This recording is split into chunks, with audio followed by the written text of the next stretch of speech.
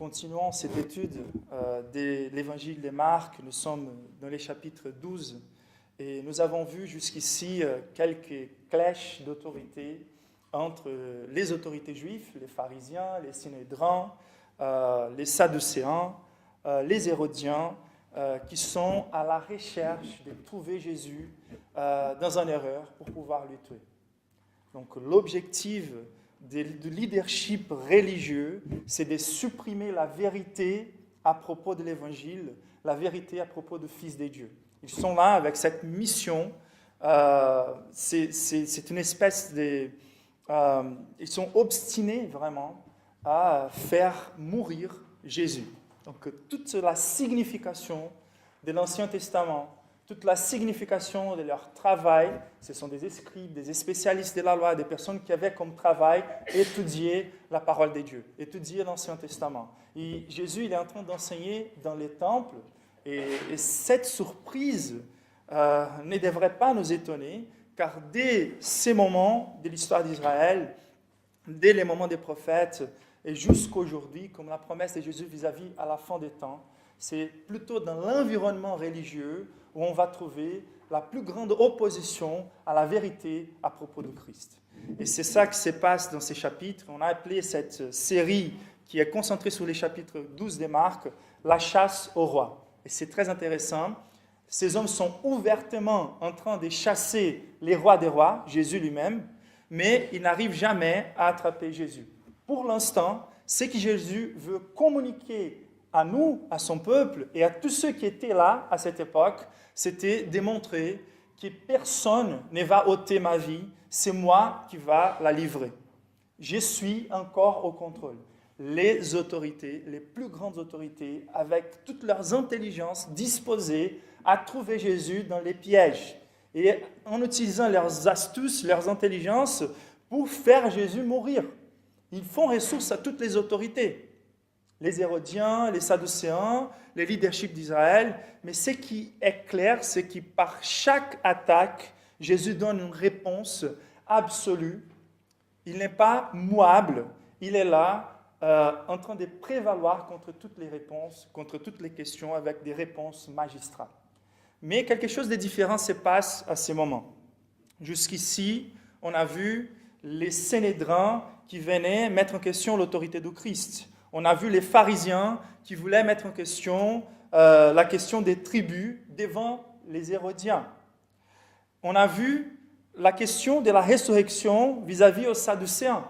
Donc, tous les types de polémiques, des discussions théologiques, ils ont voulu attraper Jésus avec une mauvaise intention.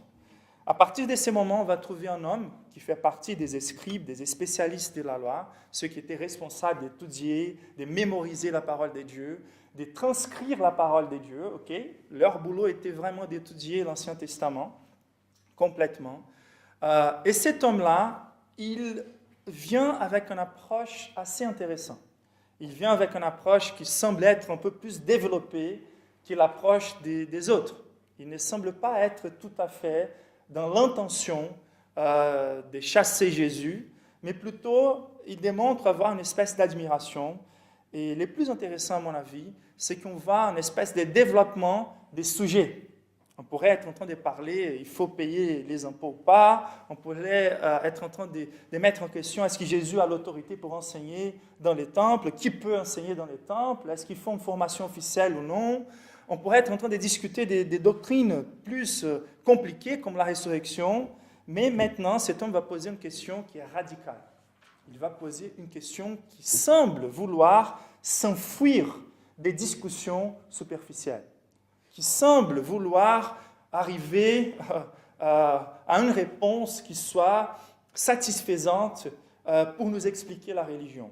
C'est très intéressant, c'est une question merveilleuse, c'est une question radicale. Et il nous semble que cet homme-là, il est honnête dans sa question, et sa question en soi, elle est aussi très importante. C'est une question merveilleuse. Il veut rendre la religion plus simple. Imaginez si vous étiez dans ces contextes où la religion dépend beaucoup plus de ce que vous faites. Ça veut dire, ce sont les rituels, de sacrifier, d'observer les sabbats, de garder les fêtes, c'est de faire. Donc, c'est de s'adapter en comportement, d'être présent dans tous les jours des réunions de l'Église, c'est de faire des efforts pour marcher comme les personnes dans l'Église marchent, c'est de changer ma façon de m'habiller, c'est de m'adapter à un certain langage. Qu'est-ce qu'il faut faire pour plaire Dieu? Qu'est-ce qu'il faut faire vraiment pour accomplir les commandements, pour trouver les saluts? Est-ce qu'il y a comment simplifier tous ces commandements, plus des 600 commandements dans l'Ancien Testament? Les 10 commandements étaient la synthèse, mais ensuite, pour les peuples d'Israël, il y avait des lois civiles, il y avait des lois cérémonielles. On sait bien aujourd'hui que tout pointait vers le Christ, mais il y a des églises jusqu'aujourd'hui qui veulent revenir aux lois de l'Ancien Testament, dans l'intégralité. Les plus légalistes est une église, les plus concentrés sur l'externe, sur les rituels, et on commence à voir les images du temple qui reviennent à nouveau dans plusieurs églises aujourd'hui. Les langages. Et donc, est-ce que la religion, c'est de faire? Ou est-ce que la religion, c'est d'étudier, de discuter des doctrines? Quelles doctrines sont les plus importantes? Qu'est-ce qu'il faut discuter? Est-ce que c'est important ou non? Comment simplifier la religion? Comment simplifier ma relation avec Dieu? Surtout pour les Israéliens, que au-delà des 600 lois de l'Ancien Testament, ils ont ajouté des milliers dans la Midrash qui était censé à aider à interpréter les lois. Ils avaient des milliers de lois. Et juste pour donner un exemple, juste pour la loi de garder les sabbats, une loi dans les 10 commandements, il y avait 39 sous-instructions ajoutées qui disaient même combien de pas on peut donner dans les sabbats, combien de lettres on peut écrire dans un sabbat. Imaginez-vous combien lourd c'est devenu l'idée de se rapporter à Dieu. Lorsqu'on pense à la réforme protestante, on peut se rappeler qu'il fallait monter des escaliers à genoux, d'acheter des indulgences, de répéter des prières préconçues, de se confesser au Père. Et aujourd'hui, quoi dire des églises évangéliques avec beaucoup d'enseignements extra-bibliques? Comment prier dans les chambres des prières ou comment traiter les générations? Comment, si je rate une semaine dans cette campagne, la bénédiction ne va pas venir? Et on pense que la religion dépend de ce qu'on fait, des doctrines ou des sentiments. C'est intéressant. Des fois, c'est plutôt l'émotion qu'il faut sentir. On voit, ces personnes sont devenues très froides. Elles ont beaucoup étudié ou elles ont beaucoup fait, mais elles n'ont pas un cœur là. Elles sont devenues sèches. Donc, il nous faut toujours sentir quelque chose. Ce n'est pas suffisant si la Bible me dit clairement quelque chose, il faut que je sente moi-même que Dieu veut que je marche dans cette direction. Aimer ton prochain comme toi-même, je ne sens pas trop ça. Il n'est pas très plaisant à mon avis. Donc j'espère que le Saint-Esprit me dise à moi-même dans mon cœur qu'il faut l'aimer. Donc la question elle est très pertinente. Est-ce qu'on peut résumer toutes ces difficultés-là autour de la religion? C'est ça la question de cet homme-là. Quelle est la principale? Il est là en train de contempler les sommets de la folie de la religion. Les autorités, les leaderships religieux qui s'aimaient contre Jésus lui-même. Et il est là fatigué de toutes ces disputes. Et il s'approche de Jésus, il admire ses réponses. Et il pose cette question merveilleuse. Et la question, c'est celle-ci.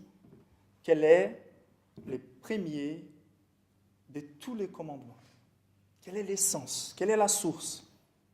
Est-ce qu'il y a une réponse comme celle-là? On ne savait même pas. Il y avait tellement de commandements, mais pas tout à fait avec une telle clarté ce type de réponse, telle que Jésus nous a donnée. Et c'est énorme. Jésus nous donne une réponse qui nous étonne, qui est incroyable et qui va résumer toute la loi. Et nous allons considérer ensemble aujourd'hui surtout les premiers aspects de cette vérité. Les plus grands des commandements, c'est d'aimer Dieu au-dessus de tout et les prochains comme à soi-même. Êtes-vous avec moi? C'est ça la réponse de Christ. Aujourd'hui, on va considérer plutôt ce qui a la proéminence. On va considérer aimer Dieu au-dessus de tout. D'accord? Et les dimanches prochains, on va voir l'implication de cet amour envers les prochains comme à moi-même. D'accord? Et donc, la façon dont Jésus a traité cette question, avant de rentrer vraiment dans la considération de la réponse de Christ, les simples faits dont Jésus va traiter cette question, elle rajoute à nous beaucoup d'informations très importantes. C'est comme si on était en train de considérer maintenant les cadres de cette peinture magistrale. On est en train de regarder une peinture incroyable, mais il faut que les cadres soient à l'auteur de cette peinture. Et donc, on va considérer quelques observations générales par la façon dont Jésus va répondre à cet homme, et ensuite, on va considérer la réponse de Christ. Êtes-vous avec moi? Et donc, ce que Jésus fait par sa façon de répondre, c'est déjà d'accueillir cette réponse et de répondre positivement à cette réponse. Ça veut dire, ce que cet homme a demandé a du sens, c'est très important. Il y a un premier de tous les commandements. Et ça, c'est surprenant, surtout pour les Israéliens. Et ça devrait être aussi pour nous. Et c'est pour ça qu'on devait être très reconnaissant à Dieu à cause des controverses, des polémiques doctrinaires. C'est très intéressant. Ils sont ici en train de discuter doctrine.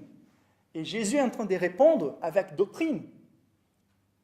Ce qui est intéressant, c'est que ces persécutions, ces hérésies contre la vérité donnent occasion à la vérité de se présenter avec une posture ferme et solide. Nous n'aurions pas ces réponses merveilleuses de Jésus s'il n'était pas en train d'être persécuté.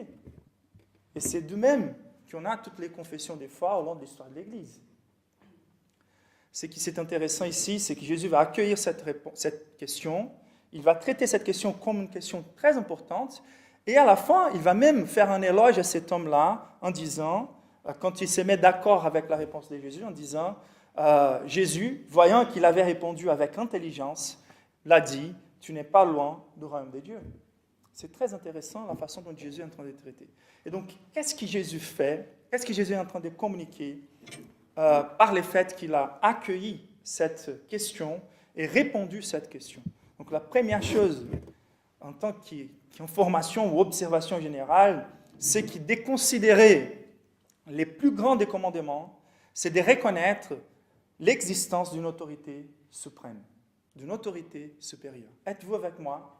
Nous sommes ici en train de considérer les plus grands des commandements. Donc, l'homme s'approche de Jésus et demande à Jésus quel est le plus grand, quel est le premier des commandements. Ça veut dire, cette notion d'obéissance, cette notion d'ordonnance, cette notion des commandements, c'est une réalité qu'on ne peut pas s'enfuir. Ça présuppose une autorité qui est au-delà de l'humanité. Donc cet homme parle à Jésus à propos d'un commandement et Jésus lui répond à propos d'un commandement. Donc Jésus, il est d'accord avec cet homme que l'importance d'une autorité ou de reconnaître l'autorité de Dieu, elle est une des premières choses à considérer dans les chemins de salut. La première chose à considérer dans les chemins de salut, peu importe comment tu essayes de nier ou de supprimer la réalité que nous sommes des êtres responsables devant Dieu, et responsable veut dire qu'ils doivent donner des réponses à un autre, c'est la reconnaissance que cet univers a un créateur. Et cet univers a un Seigneur. Et ce Seigneur-là attend de nous qu'on puisse attendre les exigences de son roi, de ses rois. Et donc, ici, nous sommes en train de parler des commandements. Ça veut dire, c'est dont le Seigneur a le droit d'exiger de ses créatures, de ceux qui habitent dans son royaume. Et ça comprend tous les êtres de l'humanité. Donc, il faut déjà, avant tout, si on veut considérer les saluts, complètement oublier cette idée que Jésus ou Dieu, c'est un Dieu nécessité. C'est un Dieu qui est obligé quelque part à rendre faveur à l'humanité. Ce sont nous qui avons sur nous les poids de la responsabilité, les poids de l'obéissance. Ensuite, de considérer les plus grands des commandements, c'est de reconnaître la révélation divine. C'est intéressant. Paul, il va nous dire que même si les hommes n'ont pas reçu la révélation spéciale, ça veut dire la Bible, nous avons notre conscience et la nature créée qui nous pointent vers la réalité d'un Dieu devant qui nous sommes redevables. Ça veut dire, même si nous n'avions pas reçu la parole de Dieu, la Bible révélée, aucune chose ne peut nous rendre excusables devant Dieu. Car notre conscience nous dit clairement que le Dieu qui existe est puissant, est bon, et que la réponse juste envers ce Dieu généreux, c'est de lui obéir, de lui rendre grâce et de lui glorifier. Mais ce qui est intéressant, c'est que quand on parle en termes des commandements, on est en train de considérer plutôt les commandements révélés de Dieu. Considérons ensemble le fait que Jésus ici, il est en train de répondre à cette question par la parole de Dieu. Ça, c'est énorme. Presque 80%, ou même plus, des phrases qui sont sorties de la bouche de Jésus étaient des citations de l'Ancien Testament, des paroles révélées de Jésus. Et c'est très intéressant. Jésus est en train de montrer, surtout dans un dialogue avec les autorités religieuses, car ils ne peuvent pas tordre la parole de Dieu et percevoir que Jésus ne fait rien. Jésus, il est toujours en train de donner la bonne interprétation, la bonne conclusion à propos de la parole. Et ce que Jésus est en train de faire ici, c'est de traiter des doctrines. Comment trouver les plus grands de tous les commandements? Comment trouver l'essence de la religion? C'est un terme de doctrine. Qu'est-ce que je veux dire par là? La mentalité de Jésus était un traitement de la parole de Dieu de façon doctrinaire. Il est en train de ramasser pas mal de versets dans sa réponse et d'arriver à une conclusion extraite de plusieurs versets bibliques. Je vais juste lire Deutéronome 10, verset 12, qui nous dit « Maintenant, Israël, que demande de toi l'Éternel ton Dieu? N'est-ce pas que tu crains l'Éternel ton Dieu, afin de marcher dans toutes ses voies, que tu aimes et serves l'Éternel ton Dieu de tout ton cœur et de toute ton âme ?» La réponse de Jésus est une réponse biblique, tout comme il avait répondu à toutes les attaques qu'il a souffert, que ce soit de Satan directement, que ce soit de ses autorités religieuses. Il faut qu'on soit prêt à ordonner notre pensée et notre démarche envers Dieu par la parole révélée de Dieu. Donc, on ne peut pas être d'accord avec une génération qui veut marcher basée sur les sentiments. Jésus n'est marché pas basé sur les sentiments. Il marchait basé sur la parole de Dieu. Il nous instruit à marcher par la parole de Dieu. De considérer en troisième place les plus grands des commandements, c'est de reconnaître une hiérarchie ou ordre des priorités dans les commandements. Êtes-vous avec moi? Ça peut être surprenant pour certains. Ça veut dire, imaginons, on sait tous que si quelqu'un rate les moins grands ou les plus petits de tous les commandements, il est déjà digne de l'enfer. Êtes-vous avec moi? Comment on peut mesurer ça? Par une perspective, il n'y a pas un plus grand péché que d'autres. Car les péchés, avant d'être quantitatifs, les péchés, il est qualitatif. Ça veut dire, Dieu, il est pur, 100% pur, complètement séparé du mal. Ça veut dire, à partir du moment où je vais commettre les moindres péchés, je deviens d'une nature complètement opposée à la nature de Dieu. Nous avons été créés comme des lumières devant le soleil. Et à partir du moment où nous devenons des ténèbres par les moindres péchés, le feu de ce soleil va nous consommer. Et c'est inévitable. Êtes-vous avec moi? Mais ce qui est intéressant, c'est que Dieu ne va pas effacer le fait que certains péchés sont plus abominables que d'autres. Que certains commandements sont plus importants que d'autres. Et donc, ce que Jésus est en train de démontrer ici, c'est qu'il y a une hiérarchie et un ordre des priorités dans les commandements. Et je suis d'accord quand Lloyd Jones dit qu'un des plus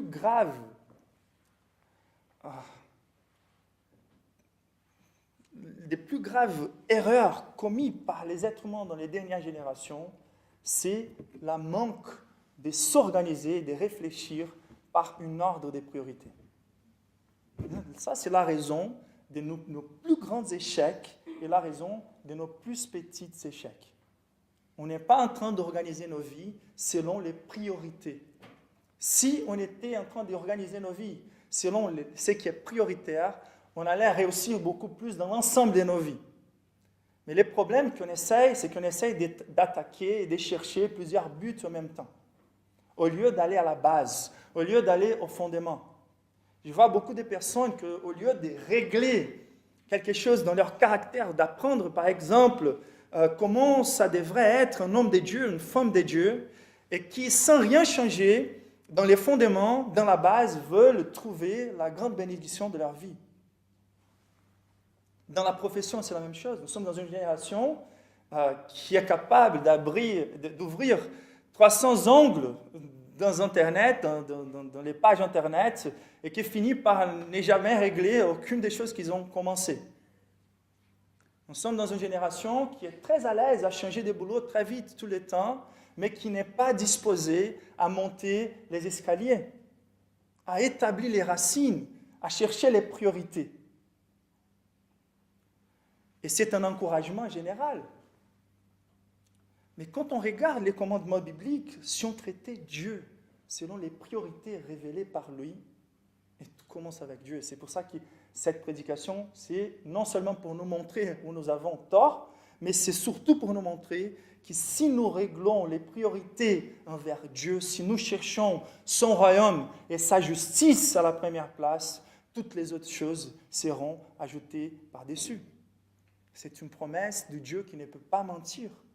Et là, les priorités ici, elles sont incroyables.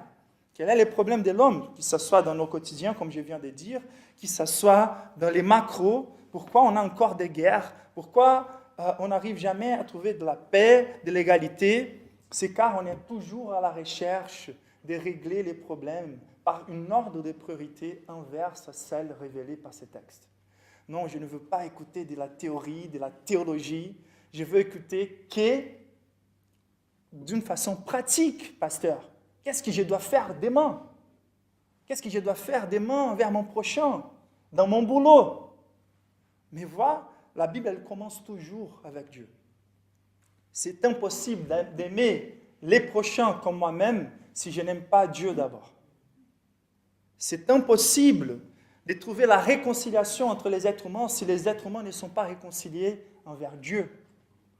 Les plus grands biens qu'on peut produire à l'humanité pour la paix, pour l'égalité, pour la générosité, pour les traitements sans aucune espèce de racisme, ça commence par notre réconciliation individuelle envers Dieu. Voici la priorité biblique, traiter déjà mon amour envers Dieu comme la première chose, ensuite de m'aimer, et juste après, je serai capable d'aimer mon prochain. Mais voyez, c'est intéressant que de m'aimer n'est pas cette compréhension d'aujourd'hui, avec cette compréhension ou conviction que de m'aimer, c'est de m'accepter tel que je suis, sans devoir changer aucune chose. Ce n'est pas d'affirmer aveuglément mon importance, ma beauté, lorsque tout ce que je regarde, c'est ma méchanceté et ma misère. De m'aimer vraiment, c'est de dire la vérité à propos de moi. C'est de me dire, vois combien misérable tu es devant la beauté de Dieu et ce que Dieu attend de toi.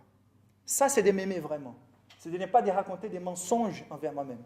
Car la beauté et de régler ma problématique d'acceptation n'est jamais réglée si Dieu ne m'accepte pas dans la personne de Jésus. Ma valeur ne se trouve pas en moi-même, ma valeur se trouve dans la valeur que Dieu donne à moi au travers de Jésus. C'est la capacité et les potentiels que j'ai de développer le caractère du Christ par la puissance du Saint-Esprit.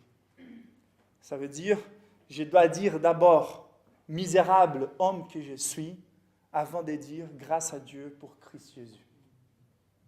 Et maintenant, ce n'est plus moi qui vis, mais Christ qui vit en moi. Ça veut dire de m'aimer, c'est de reconnaître mes fautes et mon besoin désespéré de Jésus. De m'aimer commence par la reconnaissance de ma pauvreté spirituelle. Et c'est pour ça qu'il faut que je m'aime dans ces termes d'abord, avant d'être capable d'aimer mon prochain. Tout ce que je peux faire pour mon prochain, qui ne passe pas par la conversion, par l'évangile annoncé à lui, c'est quelque chose qui n'a aucune puissance d'améliorer vraiment sa vie.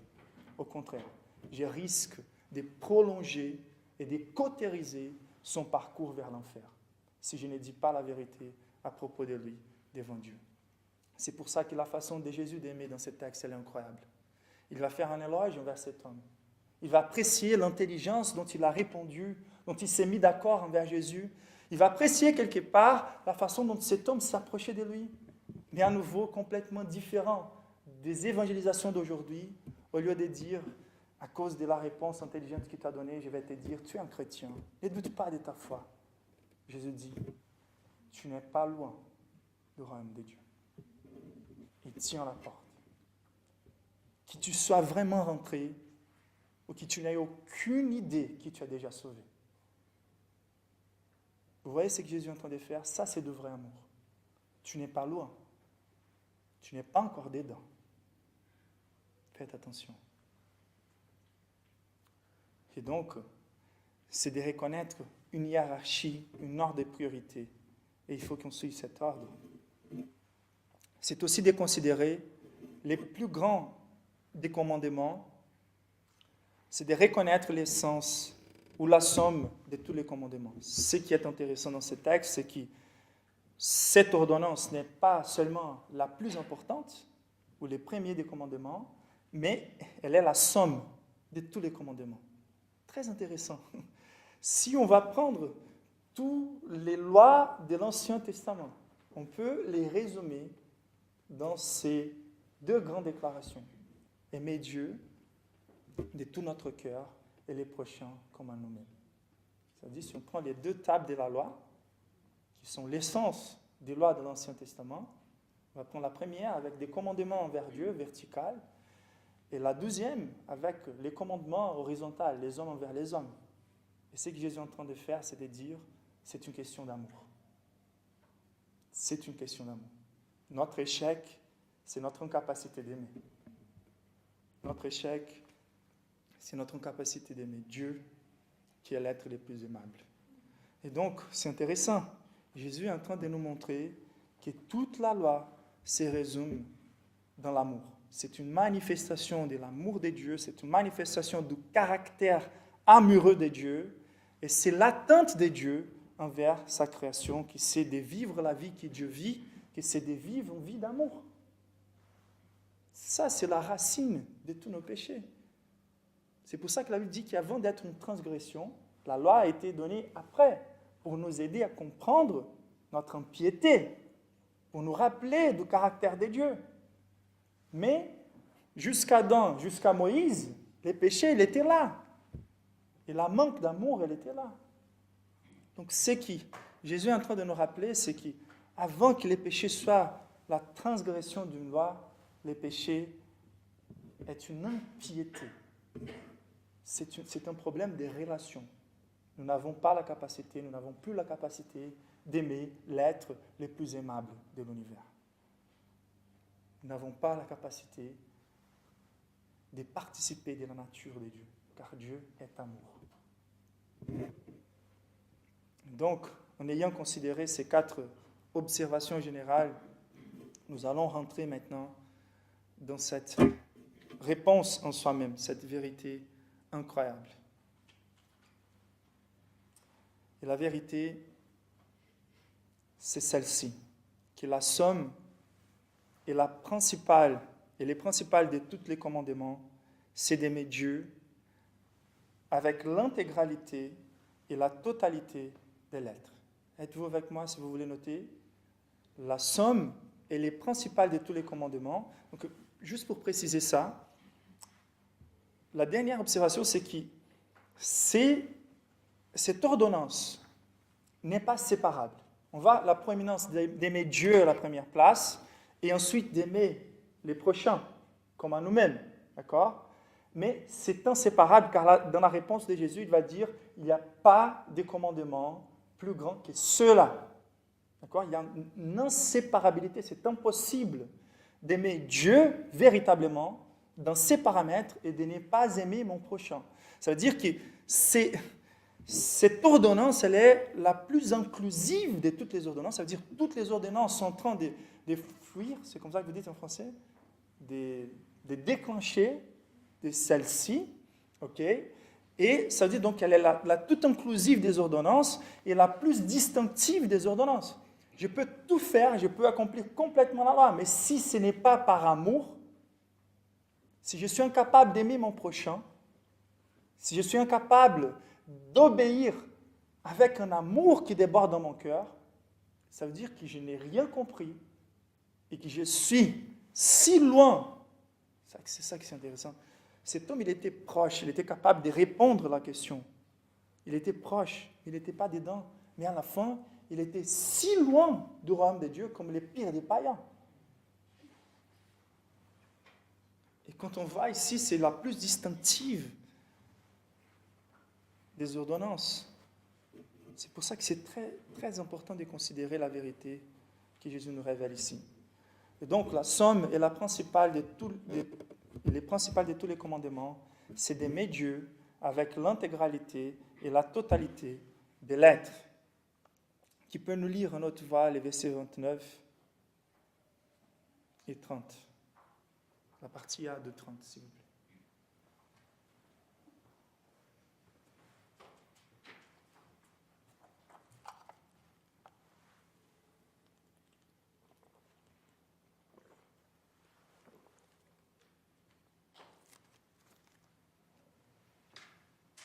Jésus répondit, voici le premier. Écoute Israël, le Seigneur notre Dieu est l'unique Seigneur, et tu aimeras le Seigneur, ton Dieu, de tout ton cœur, de toute ton âme, de toute ta pensée et de toute ta force. Amen.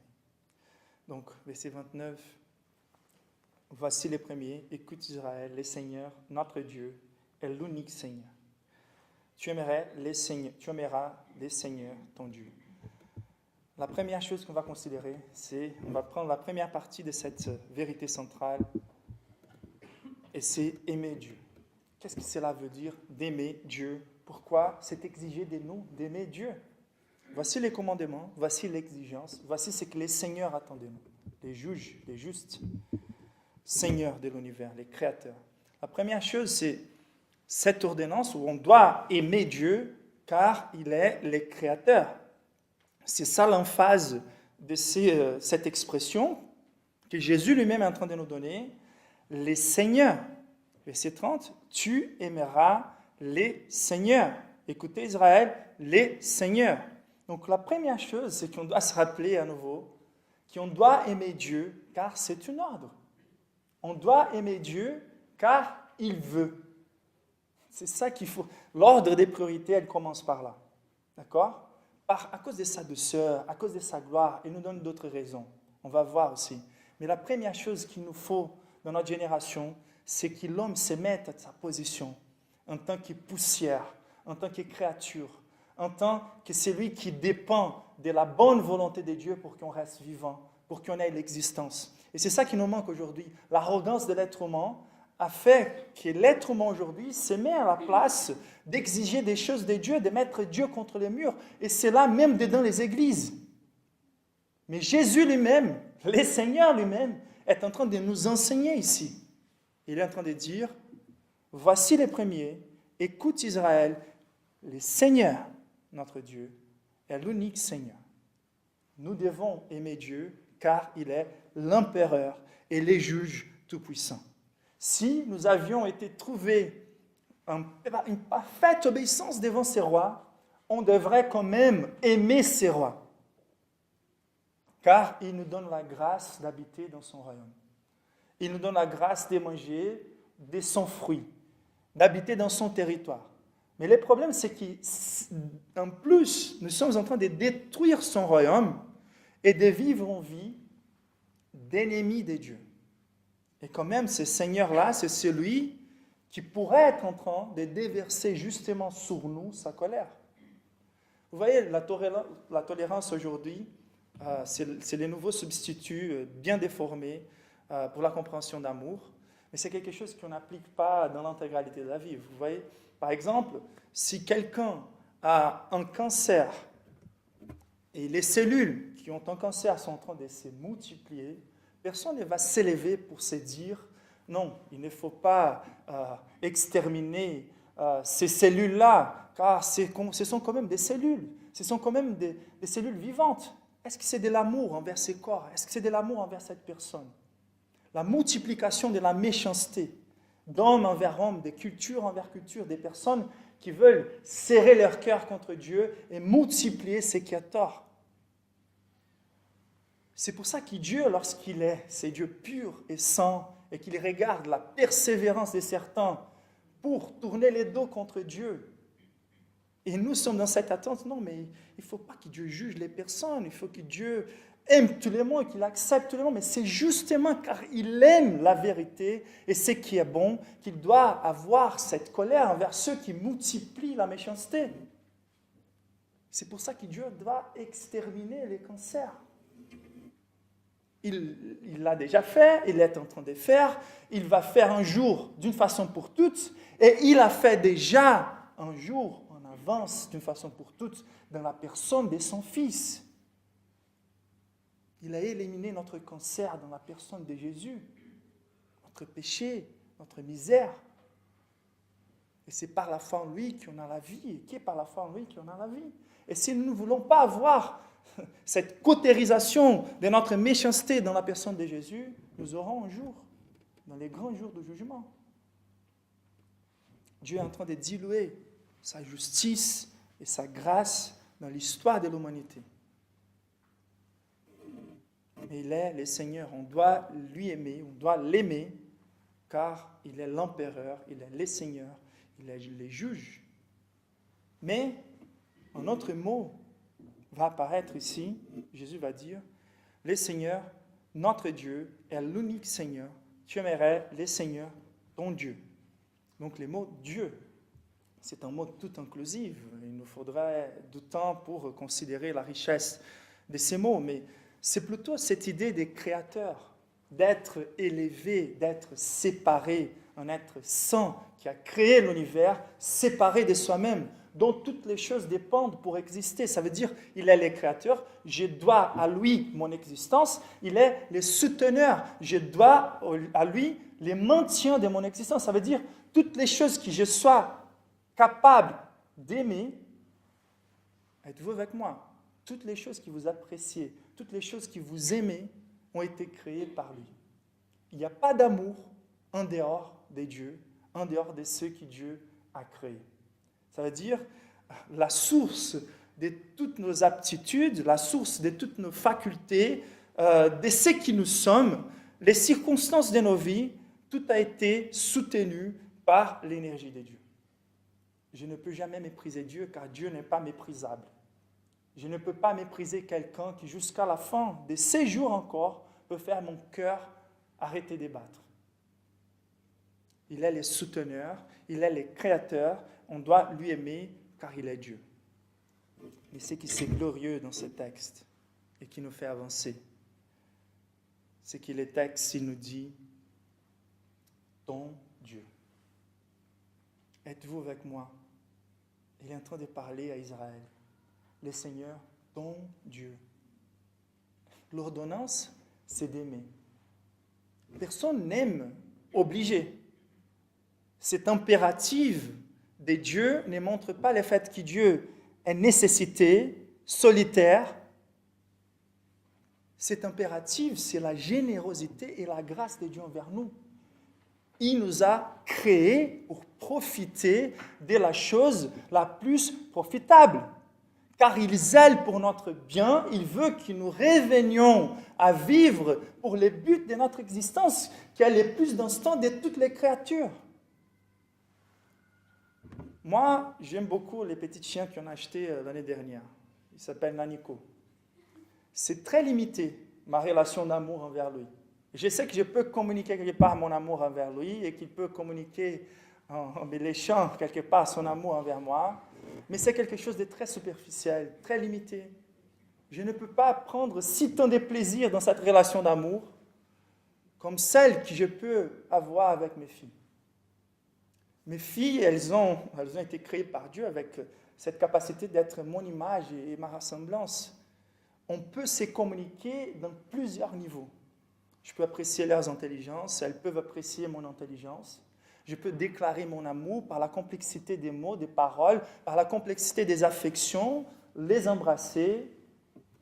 Juste avec un regard, je peux voir comment ils sont en train de m'admirer, de m'aimer, et les mêmes de l'autre côté.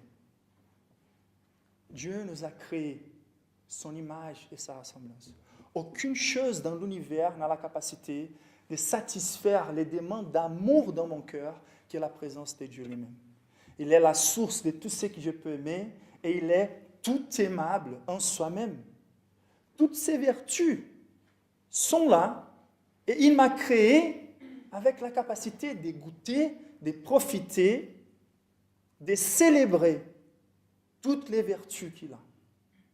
Cette soif que nous avons par des choses d'intelligence, des études, cette soif que nous avons par rapport à nos émotions, nos affections, cette soif que nous avons par rapport à l'expérience des choses qu'il a créées, il est la source ultime.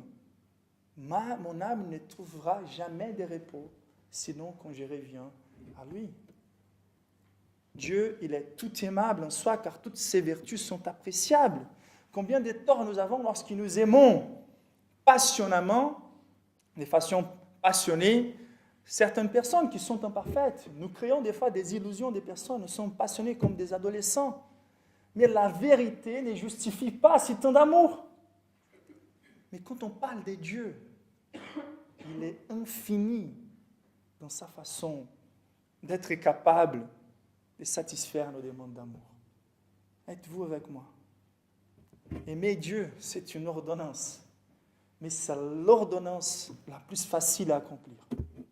Dans un sens, c'est l'ordonnance la plus viable, c'est l'ordonnance la plus évidemment juste. Toutes les ordonnances sont justes, mais la plus évidente, c'est celle-là. Dieu n'est pas en train de nous inviter à aimer quelqu'un qui a un caractère méprisable à la première place. Nous ne pouvons qu'aimer les personnes des caractères méprisables, car on a appris l'amour de Dieu, l'amour que Dieu a déversé sur nous. C'est pour ça qu'il faut aimer Dieu d'abord. Et donc, aimer Dieu, c'est incroyable. C'est pour ça que quand on arrive au psaume, nous ne voyons pas des personnes qui sont des aveugles religieux, qui veulent juste imposer leur Dieu envers nous. C'est un langage des poèmes, c'est un langage des joies, c'est un langage d'amour. On vient de lire au début du culte, comme les passereaux ont trouvé du nid. Moi, j'ai trouvé tes autels éternels. Un jour dans ta présence vaut mieux qu'il 1000 ailleurs. C'est de la joie, c'est de l'amour. Ils sont en train de nous encourager comme quelqu'un qui vient de découvrir quelque chose de merveilleux et qui veut partager cette joie. C'est une ordonnance, mais l'ordonnance, c'est d'aimer. Et personne ne peut aimer par ordonnance simplement. Dieu est en train de nous pointer les chemins de salut. Aimer Dieu, persévérer dans cet amour envers Dieu. Mais cet amour n'est pas un amour superficiel, n'est pas un amour juste. Pasteur, c'est beau, les paroles que tu viens de dire, c'est beau. Je suis d'accord, Dieu est aimable. Mon ami, ce n'est pas suffisant d'être d'accord que Dieu est aimable. Si la vérité sur Dieu ne touche pas vos affections, si la vérité de Dieu ne transforme pas ta façon de vivre, si la vérité sur Dieu ne touche pas l'intégralité de ton être. Et ce qui est important, c'est le concept biblique de Dieu. Quand il dit ton Dieu, ça ne veut pas dire ton idée des dieux. Quand il dit ton Dieu, ça veut dire les dieux d'Israël. les dieux historiques, définis, révélés dans la parole de Dieu. Et donc, il faut aimer Dieu, mais il faut aimer Dieu avec l'intégralité des lettres. Le texte nous dit, aimez Dieu avec tout votre cœur. On a déjà vu ça ensemble. Le langage biblique de cœur, ça veut dire la source des lettres. Ça veut dire, c'est l'intégralité de l'homme qui peut être quelque part divisé ou distingué entre corps, âme, esprit. Et donc, par les mots de Jésus ici, les mots bibliques, âme, pensée et force. La portion immatérielle de notre être, qui peut être distinguée entre âme et pensée, l'âme, la source des affections, les pensées, la source des intelligences, et les forces, la façon dont on va exprimer qu'est-ce qui se passe dans ma pensée, qu'est-ce qui se passe dans mon cœur, dans mes affections. Et c'est pour ça que quand il dit d'aimer Dieu avec tout votre cœur, ça veut dire il faut que nous soyons en train d'aimer Dieu par l'intégralité des lettres. Il ne suffit pas, avec mes pensées, de dire Dieu est aimable, ou avoir des sentiments envers Dieu qui ne sont pas traduits par la compréhension. Oh, j'ai tellement de sentiments envers Dieu quand je suis en train de chanter, mais quel est le concept de Dieu qu'il y a là? Est-ce que c'est juste un Père Noël? Est-ce que c'est juste l'affirmation personnelle? Peut-être tu es en train de t'aimer juste, et pas la bonne version. Est-ce que ce sont les sentiments qui doivent déterminer? Est-ce que c'est la pensée? Est-ce que ce sont les forces? Car si j'ai des sentiments et je suis capable de réciter plusieurs versets bibliques, mais ma vie, mon traitement du prochain n'est pas sain, n'est pas d'amour, je ne suis pas en train d'aimer le vrai Dieu. Ou je ne suis pas en train d'aimer vraiment Dieu. Et donc il faut aimer Dieu par l'intégralité des lettres. Car Dieu nous a créé son image de la manière intégrale dont il nous a conçus, avec toutes les facultés que nous avons. Ça veut dire que Dieu a la capacité de satisfaire l'ensemble de ma vie. Et même si, à niveau didactique, on peut distinguer les aspects de mon existence, dans la pratique, l'être humain, il est inséparable. Les apôtres, ils ne vivaient pas en belle vie jusqu'à ils faisaient des efforts. Ils vivaient en belle vie car leur cœur était intégralement centré sur les bons endroits. Car leur pensée était remplie de Dieu, car leur cœur était rempli affection envers Dieu et envers ceux qui Dieu aime. Et ça s'est montré naturellement par la façon dont ils vivaient. On ne va jamais changer les fers sans avoir changé les pensées et l'âme, la source des affections. C'est pour ça que les termes pour la conversion, c'est métanoïa. C'est un changement de mentalité. Un complet changement de mentalité. Quand on parle que l'intégralité des lettres doit être touchée par cet amour envers Dieu, on parle que mon être, il est inséparablement consacré à la contemplation de Dieu et de l'aimabilité de Dieu. Par exemple, mon âme, quand l'Esprit de Dieu communique à mon esprit que je suis son enfant, quand les influences de l'Esprit me touchent, quand j'écoute la vérité, la prédication de la parole, et ça ne s'arrête pas dans la pensée, mais ça remplit mon cœur. Quand l'apôtre Paul est en train d'écrire les doctrines les plus compliquées dans 11 chapitres des Romains, et lorsqu'il arrive à la fin, il doit déclencher dans la louange. Il va se perdre dans son ordre des pensées, car il n'est pas en train de faire de la théorie, il est en train de parler d'un Dieu vivant, aimable.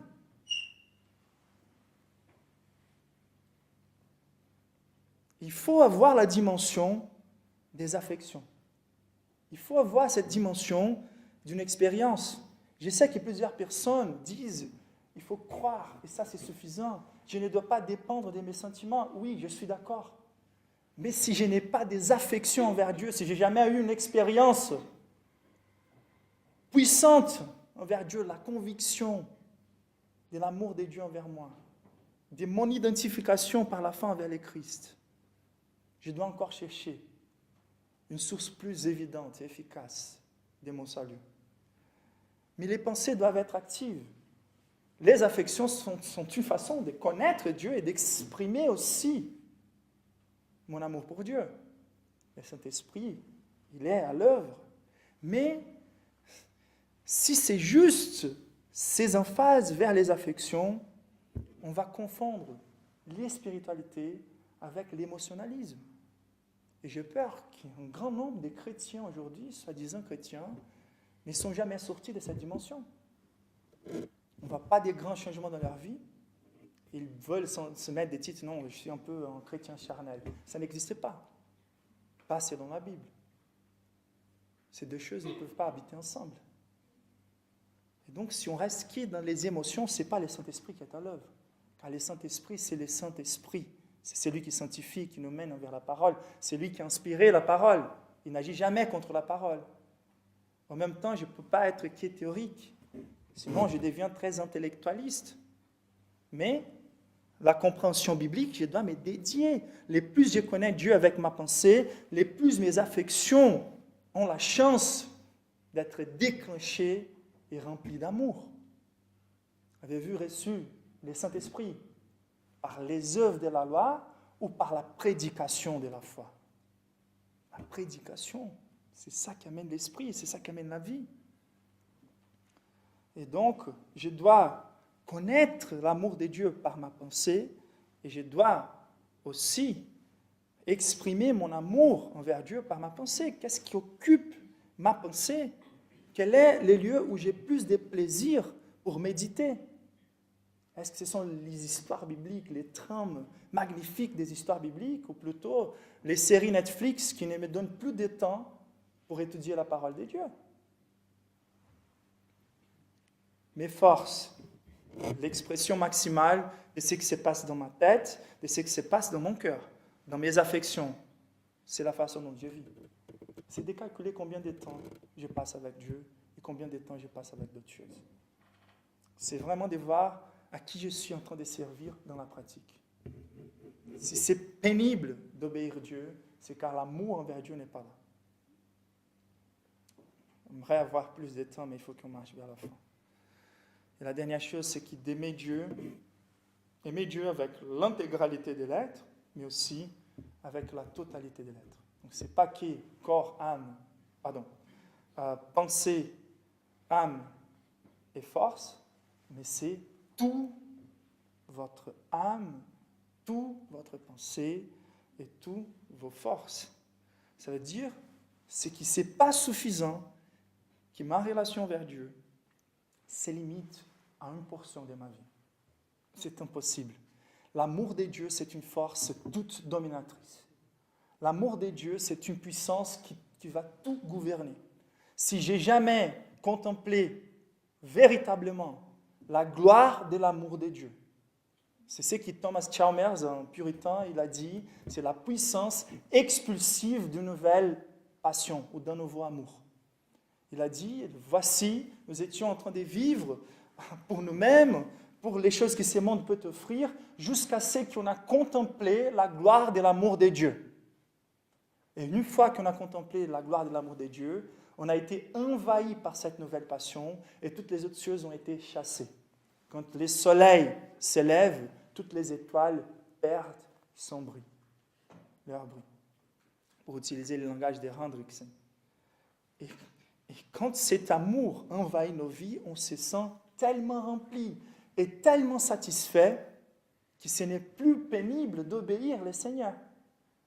Donc, si vous voulez savoir si vous avez déjà compris l'amour de Dieu, la première chose à voir, c'est de voir s'il a pris la centralité et l'exclusivité de votre cœur.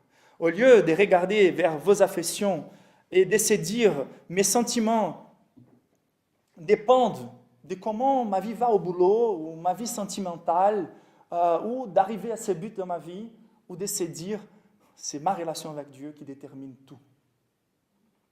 Quelle décision prendre? Mettre la pensée pour réfléchir et de se dire quel boulot prendre et de se dire quel chemin suivre. Quel est le prochain pas? Est-ce que ce sont plutôt les circonstances qui vont déterminer les portes ouvertes ou plutôt ma relation avec Dieu ne peut pas être gênée? Est-ce que tous les jours de ma vie sont vécus, surtout et avant tout, sous les yeux de Dieu? Mon plus grand plaisir, c'est de plaire son cœur, le cœur de mon Père. Où habiter? À quelle église fréquenter?